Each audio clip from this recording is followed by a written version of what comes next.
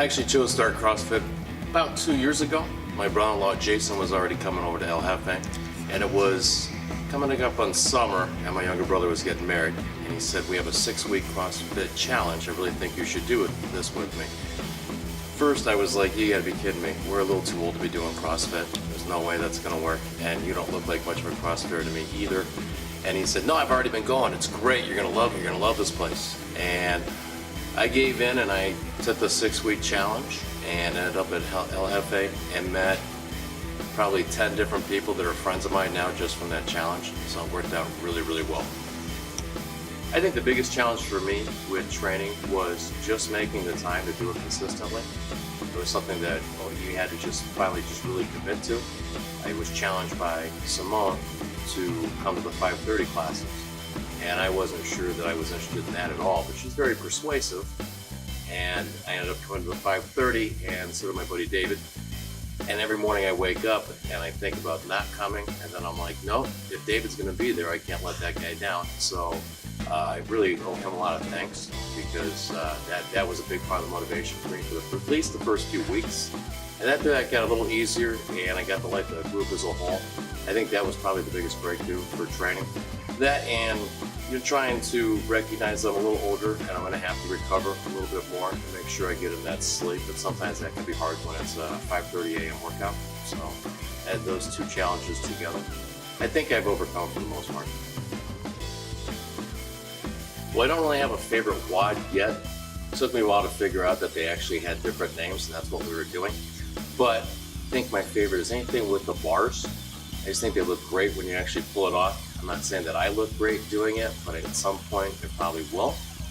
I think being able to use the shoulders and the arms and pretend like for just one moment I might be a little gymnastic, that's probably been my favorite part so far.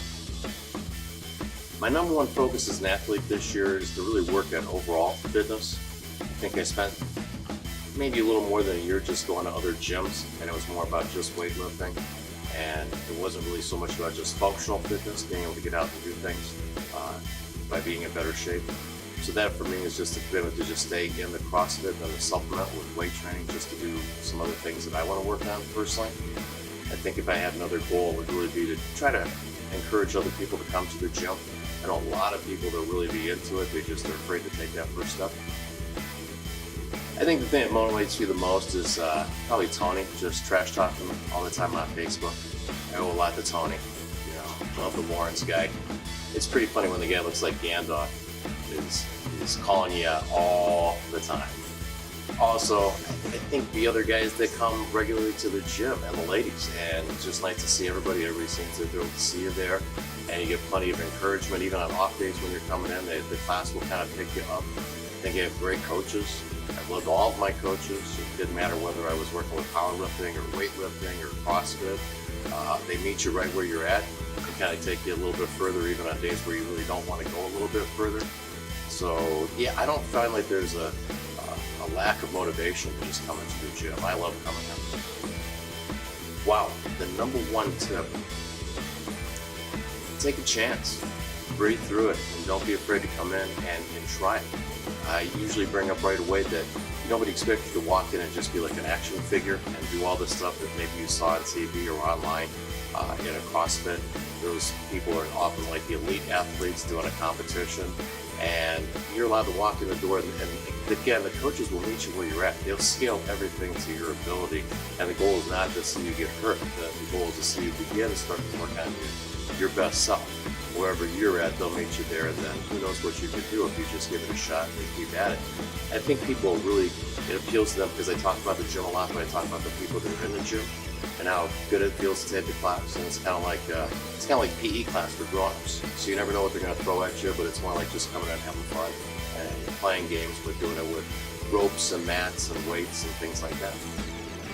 Vinny! And probably might be Vinny.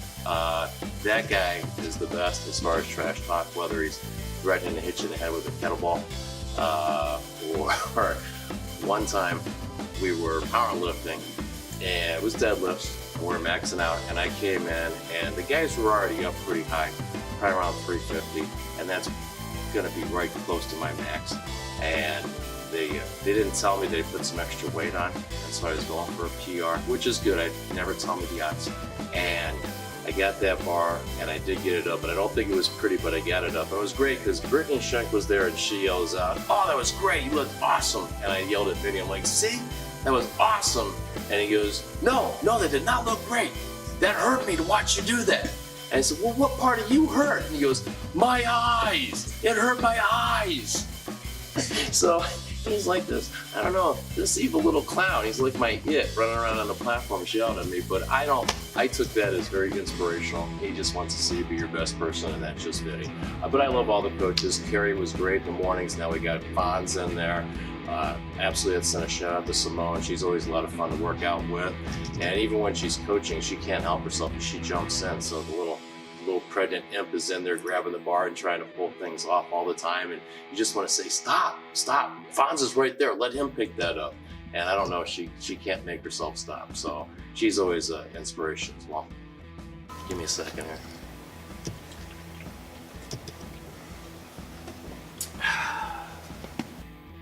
I think my best achievement so far was I was able to talk my friend Kathy to come into the gym. She's a PE coach at her school. I know she used to do CrossFit and she hadn't for a while. And we had chatted, and then one day she said, "Well, I'm gonna come and I'm gonna try your gym." And she picked 5:30. And my challenge really to any of my friends was, you pick a time and I'll show up, I'll do it with you. And I didn't really think about, well, I already did that workout at 5:30 in the morning, and here I'm back in the evening doing it again. But we did, and before she left the gym that night, she signed on for a whole year. So that was probably a highlight for me. I'm hoping that a few more people will join us here at the gym. Maybe doing the CrossFit Open just this last week. I always think that, it's more of the elite athletes that we have here in the gym that get out there and do that and look good doing it. And I don't think that describes me at all. But I did get to go and do the workout, and it was a lot of fun. It was a lot of fun hanging out afterwards. It was great. Erica made some margaritas, and that was something I don't think you find in a regular gym. I mean, sure, Planet Fitness has like Hungry Howie pizza first week of the month, but they don't have margaritas after the open. So we have that. And maybe doing this interview right now, that's a pretty nice highlight. I was really rather surprised at the whole idea of athlete of the month. So I appreciate the coaches for thinking of it. Now that one's actually much easier. It's really got to be the people. It's the one thing I missed the most of all. I stepped away from the gym probably about 8 months ago, and I missed it the whole time. And I was still working out and doing some other things with friends, and I was just thrilled. Simone had sent me a message saying, "Hey, listen, we miss you. Love to have you come back." And then you come back and you just realized, how much you miss seeing people on a regular basis, even though we'd stayed in touch. Seeing them on a more regular basis and seeing the celebrations and hearing what they've been about.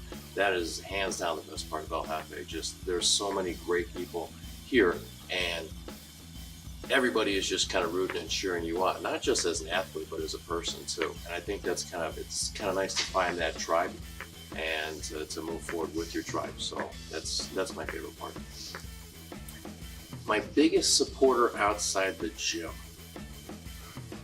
That is a tough one. I have a few family members. My kids have been very supportive of Dad doing this. My younger brother is a big supporter. It kind of mocking me a lot, so it kind of definitely encouraged me to get back in the gym. My biggest supporters outside the gym might be my two teammates at work. I think they have been great because they see me come in, and every once in a while I'm moving a little bit slow and the legs are just cooked. And they always tell me how it's great that I get up in the morning and I do all that stuff before I even come in to work with the kids. I teach 6th grade, and that has its own little set of challenges to get through the day. But I always feel like I'm more ready for the day if I get in the gym before we do anything else. So my shout out would probably be to Renee and Jennifer. I would love to have them come up here, and they keep talking about it. They haven't. But if I had two supporters, it might be my teammates at work. I didn't really see that coming, but they've been awesome for the last few months.